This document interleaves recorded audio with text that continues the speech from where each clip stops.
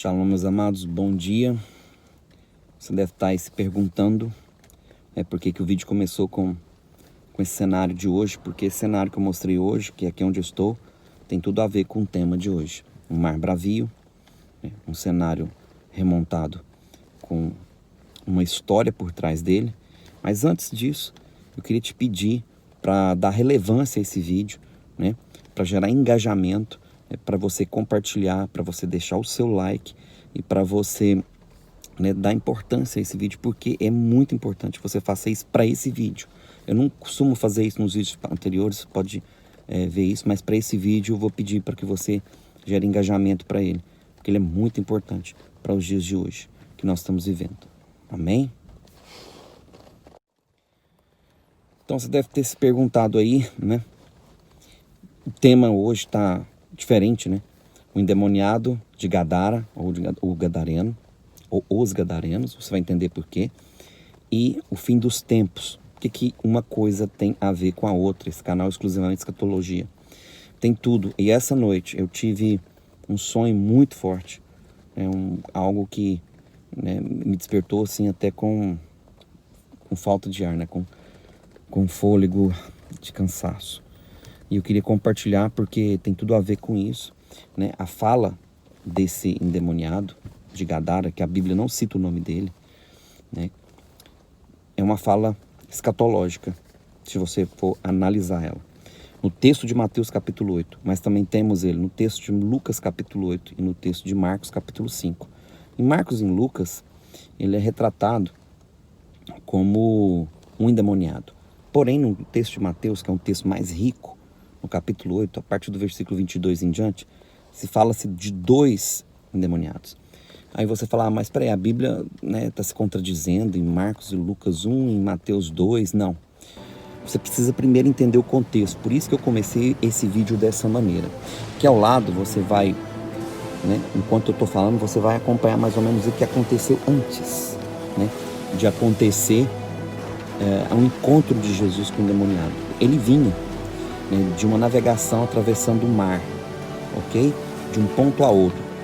Em Israel hoje, se você for avaliar, de um lado Israel, do outro lado é a Jordânia. Você atravessa o mar, você tem o outro lado a Jordânia, que é a então chamada Galileia, a região da Galileia, que ficava ali, mas também a região que hoje, que eu estou citando para você, que é Gadara, que vem do termo hebraico, Girjazim, que é Girgazeus, a terra dos Girgazeus, descendentes de Canaã, descendentes de Cã, tá? Os Girgazeus. E o que acontecia nessa terra, e que tem a ver com o nosso tema escatologia, você vai entender, enquanto o vídeo está passando aqui, as imagens, de que Jesus, antes de descer ali nessa terra dos Gadarenos, ele passa por um milagre ali mais seus discípulos, vocês viram aqui no vídeo, que ele acalma o mar e a tempestade. Exatamente. Então seus discípulos tomam um choque antes de entrarem em Gadara, porque antes de chegarem ali, eles passam por uma tempestade que eles acham que vão a pique, eles vão morrer, mas Jesus levanta, repreende e acalma a tempestade. Então eles abarcam ali. Então ali você vai ver a visão de 2 pessoas que provavelmente estavam em um que narra, Talvez Marcos e Mateus com certeza estava ali presente, ele era uma testemunha ocular, mas Lucas e Marcos provavelmente não, era um testemunho auricular, ou seja, estão relatando nos evangelhos o que eles ouviram de alguém. Mas Mateus não, Mateus viu, por isso que o texto de Mateus é mais rico, ok? Em seus detalhes ali ele cita os 2 endemoniados, basicamente é isso. Então, presta bem atenção no que eu vou dizer. Gadara, e aqui vai passando a imagem de Jesus encontrando com esse endemoniado. Você tem que entender algo. Ali em Gadara, eles adoravam a um deus que chamava Dionísio. E esse deus Dionísio, a gente conhece muito bem ele aqui na Europa, tá? Você conhece ele muito bem aqui na Europa.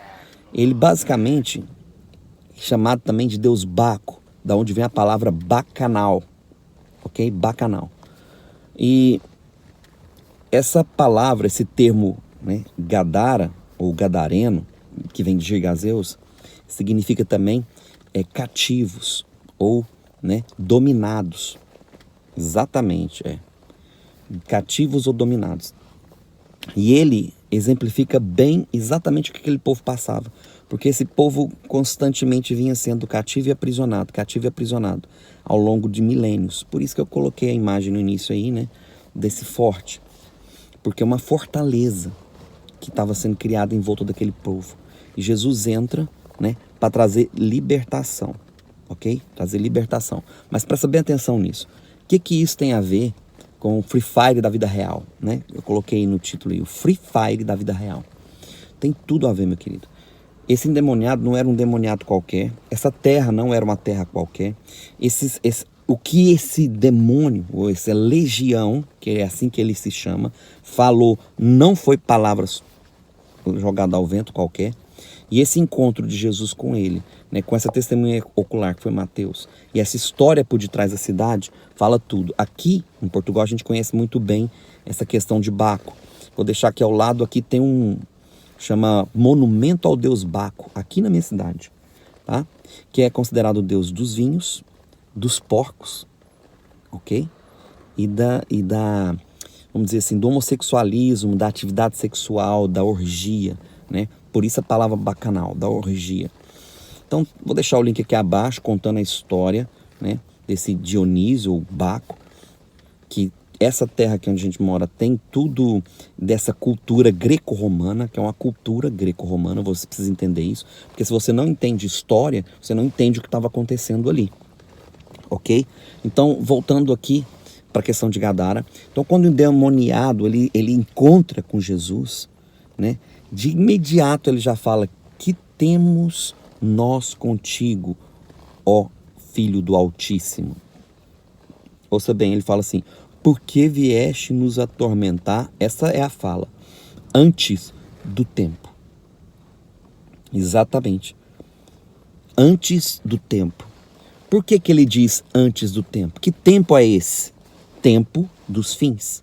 Porque essa legião de demônios que ali estavam, e eu vou deixar um vídeo meu aqui ao lado, você vai notar, né? Tem um vídeo meu aqui, vou deixar aqui na lateral aqui para você ver, que eu falo sobre anjos caídos, sobre os Néfilins, ok? E sobre essas questões envolvendo esse mundo espiritual. Então, no vídeo número 11 do canal, um vídeo bem antigo, um dos primeiros vídeos gravados aqui, assista esse vídeo, se você não assistiu. São 56 minutos, é um estudo completo sobre Néfilins e anjos caídos, essa divisão, porque senão você não vai entender o tempo que você vive. E eu não vou contar meu sonho hoje, essa é a parte 1 do vídeo, é algo longo. Amanhã eu vou continuar contando, vou falar sobre o assunto profundamente, mas esse vídeo aqui é uma introdução, mas eu preciso que você fique aí, né? Compartilhe esse vídeo hoje e o de amanhã também. Então olha só, quando esses demônios, né, falam para Jesus, por que vieste nos atormentar antes do tempo? Que tempo é esse? O tempo do fim. É o tempo onde tudo ia concluir. Então eles acusam Jesus de estar antecipando algo que não era para aquele momento. Mas Jesus, ele não fala nada, ele só perguntou qual é o seu nome, né? Legião, tá? Ele falou assim, não nos mande para o abismo, ok? É aí que você precisa entender. O abismo é onde eles vão ficar aprisionados até o tempo do fim. Mas tem muitos demônios que estão soltos. Demônios, da palavra daimônio, que é a mesma palavra também para pneumas, né? Ou espíritos malignos, pneumáticos, espíritos malignos que atuam. Uma coisa que você precisa colocar na sua cabeça. Nossa luta, Efésios 6:10 em diante, nossa luta não é contra carne nem contra sangue, mas contra principados, potestades, dominadores, né? E forças espirituais da maldade nos lugares celestiais. Então, as palavras em gregos ali é exousia, ok? Krosmokrators, dominators, pneumáticos. São palavras que ele usa ali para exemplificar essas autoridades espirituais, né? Que fala a respeito de anjos caídos e demônios, que são espíritos territoriais. Por isso que eu falei para você assistir o vídeo que eu deixei aqui, vou deixar o link na descrição, porque senão você não vai entender o que eu estou dizendo aqui. E essa divisão. E você vê bem classicamente essa divisão quando Jesus ele vai expulsar, ok? O demônio de um jovem epilético ou esquizofrênico, tá? Esquizofrenia. Presta bem atenção. Por que eu estou citando isso? Querido, nós estamos vivendo um tempo de esquizofrênicos na Terra. Tem muito esquizofrênico. Aqui na Europa, cheio. Em todo o tempo aqui na rua, eu fui abordado ontem por pessoa esquizofrênica, hoje, ontem. Que mais tem pessoas esquizofrênicas, sofrendo por causa dessa influência demoníaca pesada. E o Senhor Jesus diz que esse tipo de demônio, essa casta de demônio, ele fala para os seus discípulos, não podem sair senão por jejum e oração.